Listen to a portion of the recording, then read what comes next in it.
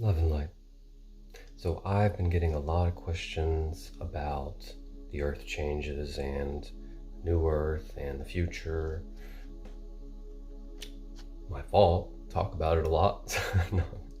But, people are asking me, will we have money still 5 years from now, 10 years from now?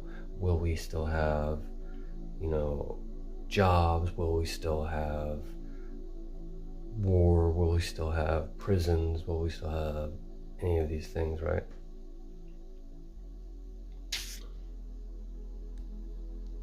So off the bat, for any that don't understand this already, I will reiterate that there are multiple versions of Earth already. You can look at it that each individual is experiencing their own version if you want. And as I've said before, those versions are radically divergent. It's quite a bit of difference between a Wall Street banker and an indigenous tribesman in South America. Like, there's very different realities on this planet. And those are just the accepted, known about, realities. There are many more extremely wild and divergent realities being experienced right here on Earth.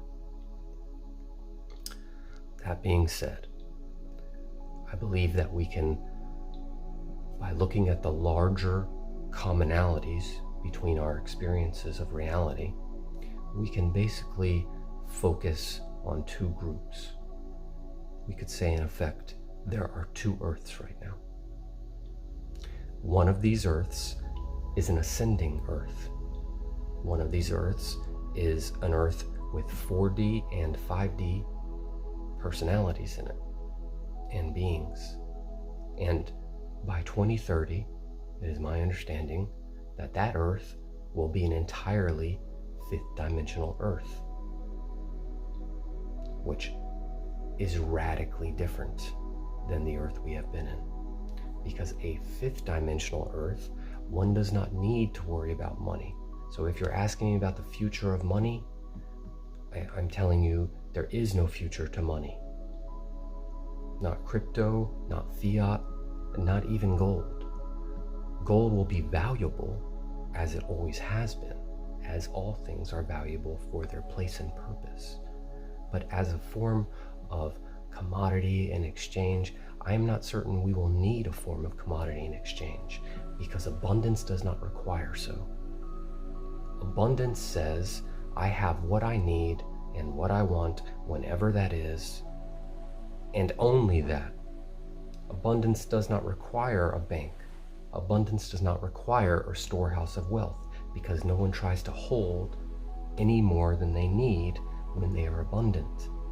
So if I am abundant and I have 2 cans of soup to eat, I automatically say, does anyone else want this other can of soup?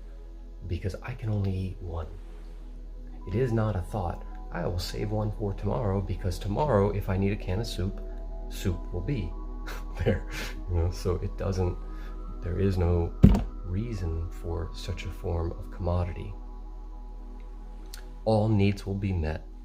All people, the first consideration that everyone will have in any interaction is what I'm doing good for me and for everyone else? Because if it's not, something is off.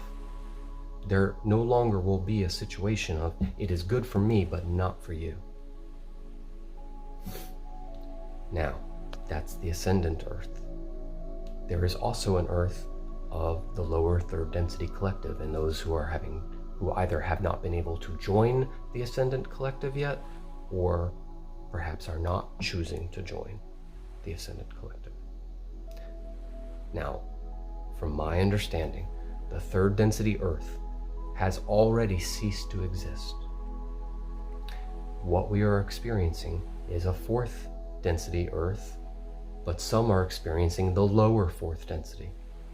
And again, the fourth dimensional astral, which is a huge dimension, encompasses a mirror reflection or holographic reflection reality, alternate timeline versions of every possible reality you can think of on Earth and many other places. So the fourth dimensional Earth contains every kind of hellish nightmare escape that any man has ever thought up. Every horrible act and nightmare, every war is being played out there over and over. And in the higher realms, all the heavens and all the angels and all the love and all the good deeds is reflected there. But they're not a real place. It's a reflection. It's a transitory place to find other locations. To move from the third to the fifth, or from the fifth to the third. Most beings do not choose to actually live in the fourth. It's like living on a highway, But you find life, and specialized life, which lives in all locations, including apparently on the side of a highway. So in this lower collective, what I see for them, if we look out 5-10 years, is I see most of the population of that world being gone. Again, we are talking about the fourth density, third density replica Earth, which is persisting for those who cannot ascend. And that reality I see almost completely decimated within 5 years. Perhaps 60 to 70% of the world's population gone of the lower ascendant. So we're talking about, from my understanding, approximately 2/3 of the Earth not ascending. And I see within 5 years, 5 to 10 years, somewhere in there, that already being about 60 to 75% implemented. So the majority of this will be done by then. And by 2030, there may be some stragglers left having their own experiences in bunkers or caves or something, mutating and killing each other and fighting out their last desperate attempts. And some will flee to other realms and other planets, as they've done before, I'm sure. But for the most part, that world will cease to exist by then. That is what I see, yeah. So now, when we're hearing about these earth changes, we're witnessing the earth changes, we're living through the earth changes, we're seeing the earth changes and feeling them, feeling the changes in the sun, feeling the changes in the galactic center and the galactic shift. And I don't know if anyone, you have known this, but Neptune and Pluto just went through radical climate shifts very quickly, like the equivalent of them entering an ice age, even though they were already cold compared to us, but they just changed their temperature radically, very fast. I believe the poles shifted on Neptune. So this is an example of the galactic shift coming from the galactic center. There's actually a galactic current sheet that is being emanated from the galactic core, which is causing every planet to shift, every star to shift as it hits us, coming from the Godhead itself, from the universal logos. So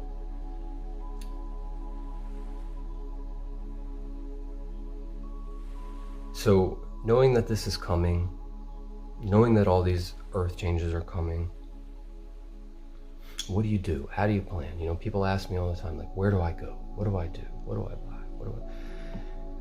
And I can't answer those questions, to try to figure out like what point on the earth is right for you. That's not something I could do. Each of us individually can do that. So the only thing we need to do truly, if we haven't done this yet, is establish a connection to our higher self, to our guidance. We must be our own lighthouses. I am here only to light your lighthouse. After that, you take the role. Then you go on and light others. But I'm just passing a torch. We all need our own guidance, our own connection with our higher self. Without that, you are effectively lost. You are blind. No matter whose words you're following, you will not hear them correctly without your own guidance. without your own higher self being involved in this. So if you don't know where to go, if you don't know what to do, first of all, it may not be time for you to know. You may simply have to sit in that not knowing and trust and love that you will be taken care of. And so it is. But nothing wrong with asking those questions, and when you need those answers, they will be there for you as long as you can hear them, as long as you have learned to trust your heart over your mind, as long as you have learned to trust your own internal guidance over anything else, especially over the rational thoughts that have been put into our heads since we were children, which is to take care of yourself first. Watch out for yourself first. Don't worry about anyone else. Do whatever you got to do to survive. That's a ticket to hell. Doing whatever you got to do to survive is a ticket to hell. Instead, do what love requires. Do what you know is right in your heart, no matter what it appears the cost is. That is a ticket to heaven.